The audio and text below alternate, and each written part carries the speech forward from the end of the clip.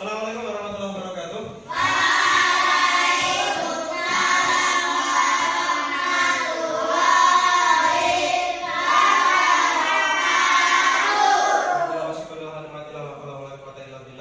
Selamat pagi anak-anak. Kok belum kabeh? Selamat pagi anak-anak. Bagaimana kabarnya hari ini? Alhamdulillah baik. Adakah yang masih sakit atau belum masuk hari ini? Tidak ada ya? Alhamdulillah berhasil. Anak-anak, hari ini ada yang ingat kita belajar bab berapa? Bab keempat. Ada yang ingat tentang bab apa? Usia balik. Ya. Dan mungkin kalian juga bertanya-tanya ada apa itu di depan kok seperti ada orang bule? Itu orang bule ya. Mungkin ada bertanya dari tulisan usia balik. Nah, kebetulan materi kemarin ikut diklat dan kebetulan juga yang praktikon adalah materi kelas 4 tentang usia balik. Jadi sekalian saya pakai ini sebagai pembelajaran. Ya, silakan didengarkan, mendengar dan tolong berikan nanti tanggapannya setelah selesai. Paham? Kita mulai ya. Arti dan hikmah usia balik. Usia balik merupakan masa transisi dari anak-anak ke dewasa dalam agama Islam.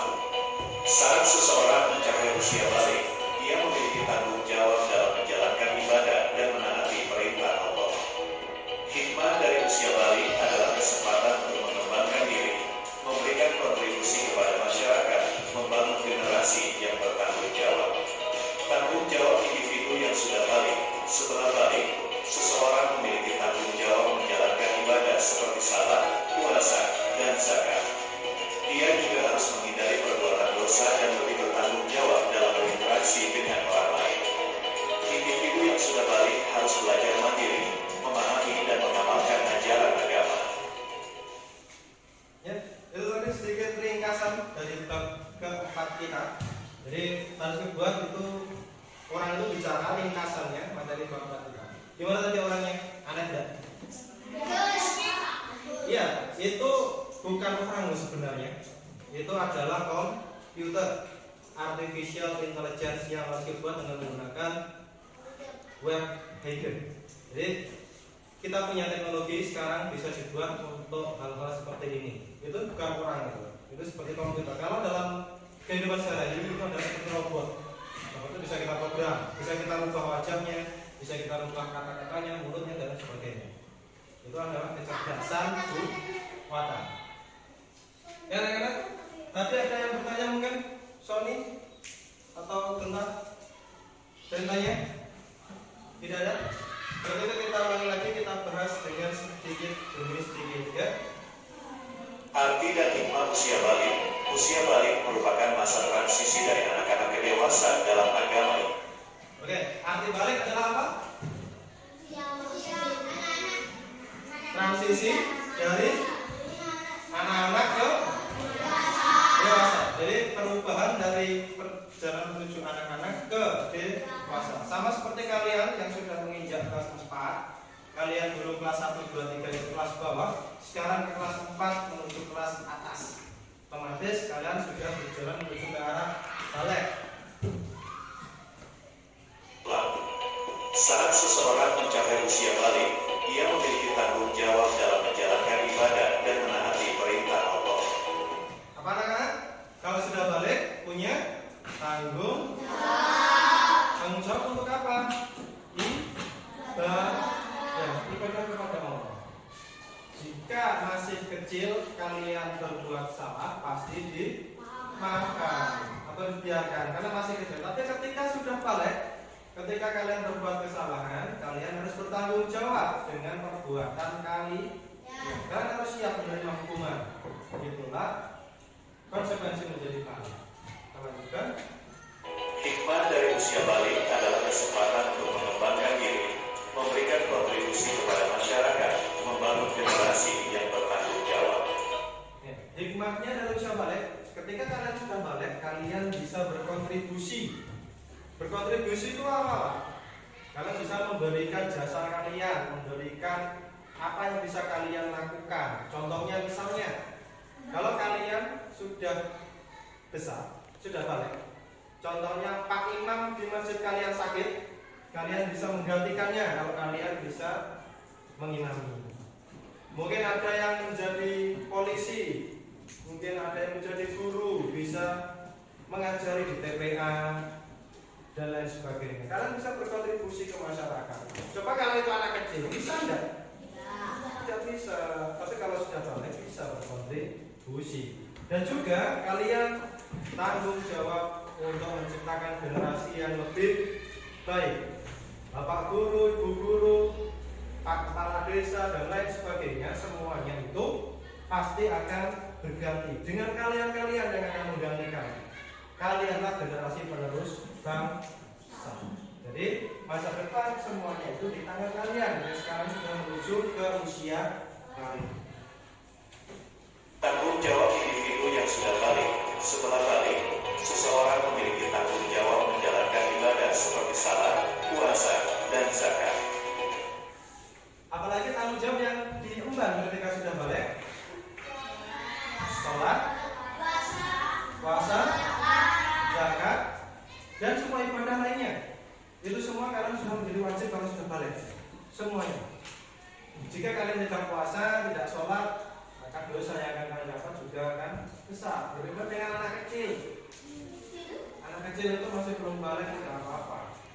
Dia masih belajar. Tapi kalau sudah balik, pasti harus lanjutkan. Dia juga harus menghindari perbuatan dosa dan lebih bertanggung jawab dalam berinteraksi dengan orang lain. Selain kita tanggung jawab kepada ibadah, kita juga harus tanggung jawab kepada orang lain. Tidak boleh berbuat maksiat. Kita harus menjaga orang lain juga. Karena apapun yang dilakukan pasti akan mendapatkan balasannya. Tadi dijelaskan harus menghindari perbuatan maksiat. Contohnya ada yang tahu? Tidak boleh judi, apalagi berzina, pintar, apalagi minum-minuman keras, bagus. Itu seperti itu. Jadi ketika balik kita tidak boleh melakukan hal seperti itu. Karena apa? Selain hukuman dosa, kita juga akan mendapatkan hukuman yang lain, norma kesopanan, norma kesusilaan, dan lain sebagainya. Selain hukuman fisik, kita juga akan mendapatkan hukuman berupa celaan. Coba kalau masih kecil berbuat salah, apakah dimaafkan atau tidak? Dimaafkan. Tapi kalau sudah balik, sudah besar, ketika berbuat salah gimana? Pasti akan dihukum, akan mendapatkan dosa, akan mendapatkan cemoohan, ejekan dan lain sebagainya. Hukuman normal-normalnya. Gimana? Cemoohan itu seperti diejek oleh masyarakat banyak. Entah itu dirinya ataupun orang tuanya pasti akan itu.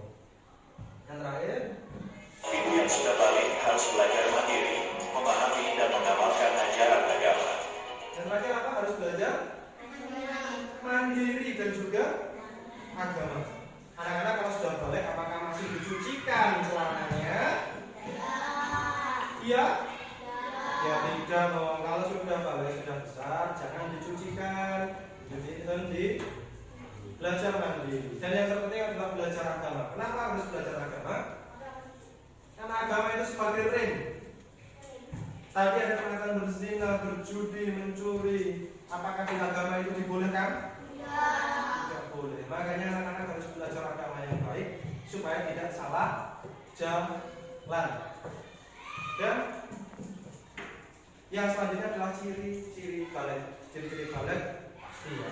Untuk yang perempuan itu sudah mengalami yang namanya haid. Apa harus lihat itu? Apa? Haid. Kalau yang laki-laki mimpi basah. Haid itu keluarnya darah dari kemaluan perempuan. Setiap bulan, biasanya ibu-ibu, mbak-mbak kalian yang sudah dewasa pasti keluar itu. Untuk laki-laki namanya mimpi basah. Mimpi basah. Mimpi basah itu biasanya kemungkinan kelas 5, 6 ataupun SMP, tergantung dari anak itu sendiri. Mimpi basah itu apa toh Pak? Apakah mimpi itu basah semuanya? Tidak, bukan ngompol ya.